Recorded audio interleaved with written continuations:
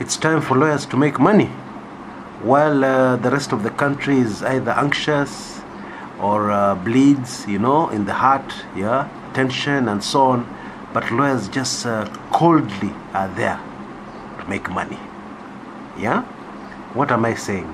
I'm talking about the petition against the election of President Uhuru Kenyatta. Okay?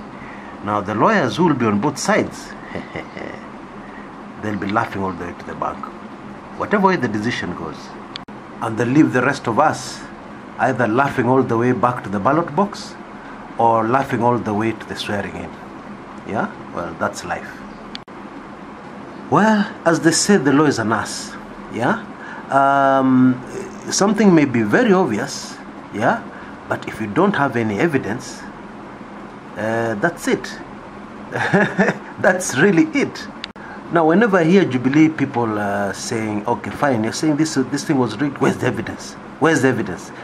Most Jubilee fanatics and supporters are very quick to rush to that defense called, where's the evidence? When they do that, they remind me of the mafia. One of my favorite movies or series is the Godfather series. The Godfather series is amazing because it teaches you about life, and the evil in life. Yes. So the way Jubilee behaves, it just reminds me all the time about the mafia, the way they used to behave. Like in one very memorable scene in the Godfather. Okay. The son of the Godfather has taken over as the Don, or the boss. Okay. And in a very clinical move, he organizes for the assassination of all the other leaders of the other families at one go. Because when he takes over, they all look at him as inexperienced. They look at him as soft and so on.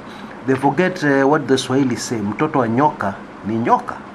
So in a very dramatic scene, the guy just organizes for the assassination of all the family members at the same time. And it takes over and is feared and he becomes the boss. Okay? Now, looking at that, if you're looking at that from the outside, it would be very obvious what had happened. But then, where's the evidence? Where's proper evidence that you can present in a court of law? Hakuna. And this Jubilee win just reminds me about the mafia movies in more ways than one. Okay? Things are so obvious, but then, where's the evidence? Now, it's going to be a very uphill task. Let's not fool ourselves.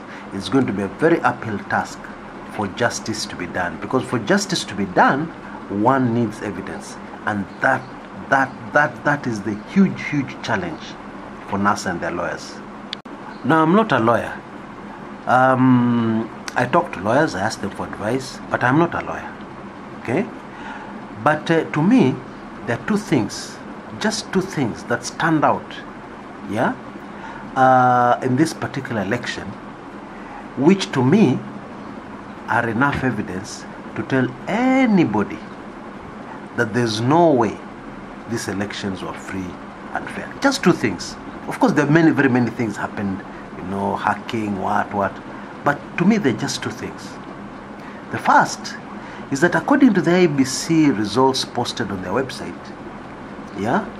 778,081 people, which is about 4% of the registered voters, went into a polling station, voted only for president, and then they walked out.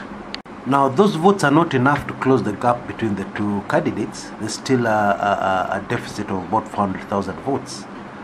But to me, it proves that the loophole was there for votes to be fiddled with. And by proving that there's a loophole for votes to be fiddled with, there's no limit to the number of votes which could have been fiddled with. Okay? That's the first one. Because, by the way, guys, I know this is a very difficult time for NASA supporters and Jubilee supporters. But when you enter the realm of law and evidence, emotions are the last thing you want near you. Okay? Because what you need are cold, hard facts. Very cold, ice cold facts. Hakuna kitu ingine. Okay? Which can be proven, which are clear, as day. Okay? Now, the second thing for me And as I told you, I'm not a lawyer, so probably this cannot even be considered evidence. But for me as an individual looking at the elections, the second huge thing for me is a very simple thing. And this is the way the IEBC created confusion when it came to the vote tallying. What do I mean? What I mean is that, according to me, this thing was very simple. What the IEBC should have done is that when a certain polling station sends in results, you just write in clear and black and white, polling station, Matopeni Primary School, Kwale, and then you put the votes down there. So and so, so many votes, so and so, so many votes. Simple. When the next polling station comes in, you put Kirinyaga High School. So many votes for this candidate, so many votes for this candidate, you put it there. And then of course you put the aggregate. So many votes for this candidate, so many votes for this candidate. Actually, that's what they should have done in their so-called electronic system. Now, what that would have done, it would have brought a lot of clarity. Okay? Of course, this does not mean that if they did that, it would mean that there's no way the vote would have been rigged. Because as we all know, everything happens in the polling stations, yes? And people could do things in the polling stations right across the country, You all remember the small example I gave you, that if you introduced, for example, just 25 votes in each polling station, 25, nobody would notice 25 votes. 25 votes multiplied by 40,000 plus, those are those are a million votes plus, okay? Anyway, so if that clarity, simplicity was there, it would have been very easy. But then, you see, of course, the IEBC people are smart people. Of course, the IEBC people are very intelligent people, much smarter than I am, And that is why I am convinced that somebody deliberately wanted to make this thing very confusing. Because when you throw in some results and there's an aggregate here, and it's consistent 54%, 54%, the difference between the candidates is consistently 10 to 11%, that now brings a lot of confusion. Okay? So, in a nutshell, the second reason why I think this election, the second reason why I believe this election was not free and fair is that because every effort was made to unsimplify it, to make it as complex as possible so that there's confusion. And when you bring in confusion, it is easy to do so many different things.